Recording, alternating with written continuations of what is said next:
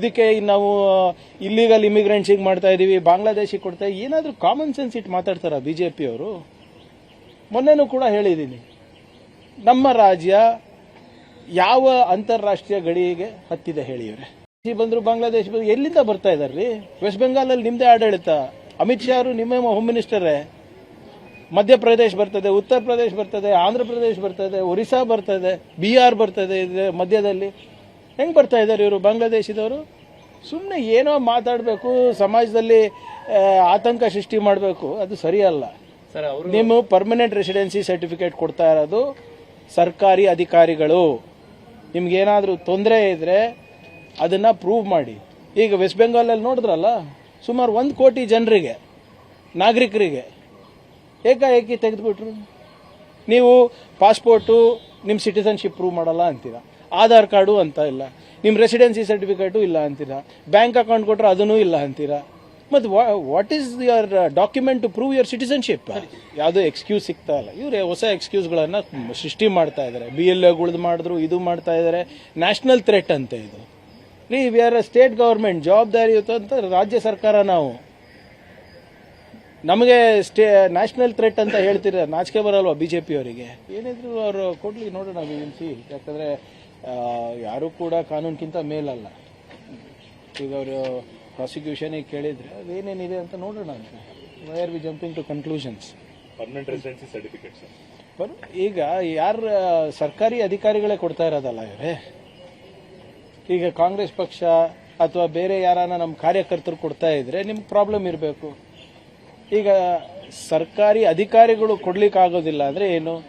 ಈಗ ಒಂದು ಮತದಾರರ ಪಟ್ಟಿಯ ಪರಿಷ್ಕರಣೆ ನಡೀತಾ ಇದೆ. ಯಾರು ನಾಗರಿಕರಿದ್ದಾರೆ, ಯಾರು ಅರ್ಹರಿದ್ದಾರೆ, ಅವರಿಗೆ ನಾವು ಮತದಾರರ ಪಟ್ಟಿನಲ್ಲಿ ಸೇರಿಸಬೇಕು. ಅದು ನಮ್ಮ ಆದ್ಯ ಕರ್ತವ್ಯ ಆಗಿದೆ. ಅದನ್ನು ಪರಿಷ್ಕರಣೆ ಮಾಡಿಬಿಟ್ಟು ಒಂದು ಉತ್ತಮವಾದಂಥ ಪಟ್ಟಿ ಬಿಡುಗಡೆ ಮಾಡೋದು ಎಲೆಕ್ಷನ್ ಕಮಿಷನ್ ಅವ್ರದ್ದು. ನಾವು ಕೊಟ್ಟ ತಕ್ಷಣನೇ ಇವರೆಲ್ಲ ಒಪ್ತಾ ಇದ್ದಾರಾ? There is a process. ಈಗ ಇದಕ್ಕೆ ನಾವು ಇಲ್ಲಿಗಲ್ ಇಮಿಗ್ರೆಂಟ್ಸಿಗೆ ಮಾಡ್ತಾ ಇದೀವಿ, ಬಾಂಗ್ಲಾದೇಶಿಗೆ ಕೊಡ್ತಾ ಏನಾದರೂ ಕಾಮನ್ ಸೆನ್ಸ್ ಇಟ್ಟು ಮಾತಾಡ್ತಾರ ಬಿಜೆಪಿ ಅವರು?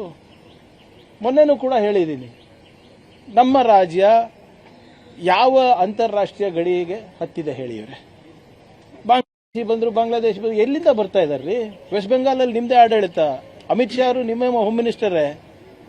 ಮಧ್ಯಪ್ರದೇಶ ಬರ್ತದೆ, ಉತ್ತರ ಪ್ರದೇಶ ಬರ್ತದೆ, ಆಂಧ್ರ ಪ್ರದೇಶ ಬರ್ತದೆ, ಒರಿಸ್ಸಾ ಬರ್ತದೆ, ಬಿಹಾರ್ ಬರ್ತದೆ, ಮಧ್ಯದಲ್ಲಿ ಹೆಂಗೆ ಬರ್ತಾ ಇದ್ದಾರೆ ಇವರು ಬಾಂಗ್ಲಾದೇಶದವರು?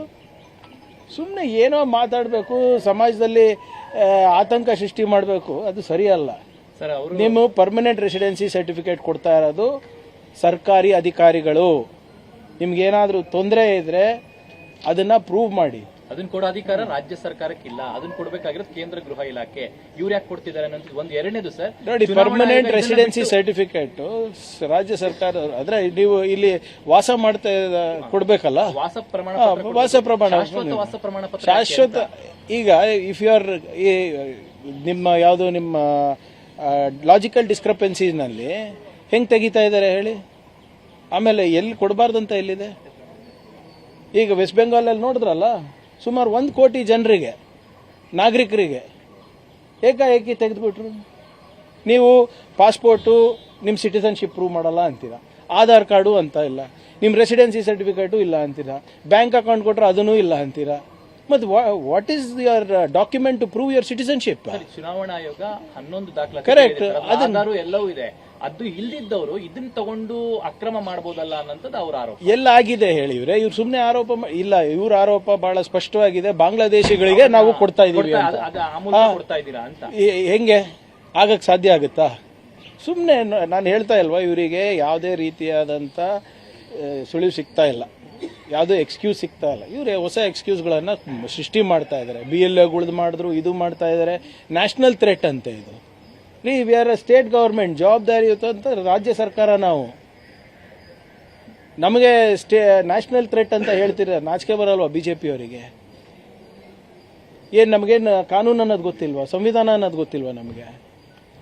ಇವೆಲ್ಲ ನೋಡಿ ಅವರಿಗೆ ಮನವೊಲ್ಸಕ್ಕೆ ಮಾಡ್ತಾರೆ. ನಾನು ಹೇಳಿದ್ದೀನಿ ನೋಡಿ, ಇವರೇ ಇವೆಲ್ಲನೂ ಕೂಡ ಅವರ ಸ್ಟ್ಯಾಂಡರ್ಡ್ ಆಪರೇಟಿಂಗ್ ಪ್ರೊಸೀಜರು. ವೆಸ್ಟ್ ಬೆಂಗಾಲ್ನಲ್ಲೂ ಇದೇ ಮಾಡಿದ್ರು.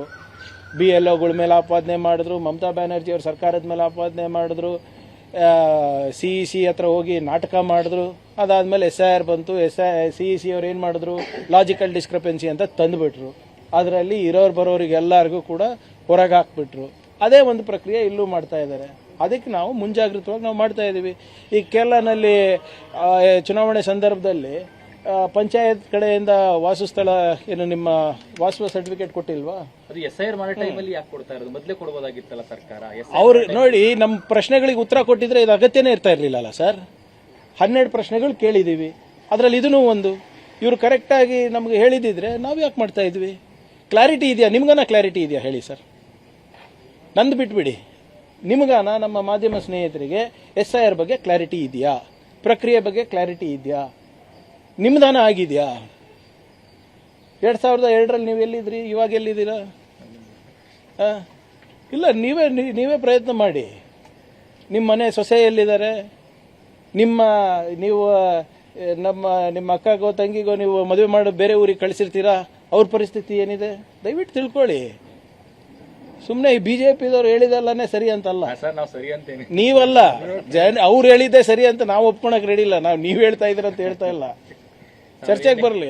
ನಮ್ಮ ಕಾರ್ಯಕ್ರಮಗಳನ್ನ ನೀವು ನೋಡ್ತಾ ಇದ್ರೆ ನಮ್ಮ ಚಾನೆಲ್ ಅನ್ನ ಸಬ್ಸ್ಕ್ರೈಬ್ ಮಾಡಿ, ಪಕ್ಕದ ಬೆಲ್ ಐಕಾನ್ ಒತ್ತಿ ನಮ್ಮನ್ನ ಬೆಂಬಲಿಸಿ. ಹಾಗೆ ನಮ್ಮ ಕಾರ್ಯಕ್ರಮಗಳನ್ನ ಲೈಕ್ ಮಾಡಿ, ಕಮೆಂಟ್ ಮಾಡಿ, ಅದನ್ನ ಬೇರೆಯವರಿಗೂ ವಾಟ್ಸ್ಆಪ್ ಮೂಲಕ ಶೇರ್ ಮಾಡಿ. ನೀವು ಹೀಗೆ ಮಾಡಿದಾಗ ನಮ್ಮ ಚಾನೆಲ್ ಮತ್ತಷ್ಟು ಜನರಿಗೆ ತಲುಪಲು ನೀವು ನಮ್ಮೊಂದಿಗೆ ಸಹಕರಿಸಿದ ಹಾಗಾಗುತ್ತೆ. ಇದು ನೀವು ಯಾವುದೇ ಖರ್ಚಿಲ್ಲದೆ ಕೆಲವೇ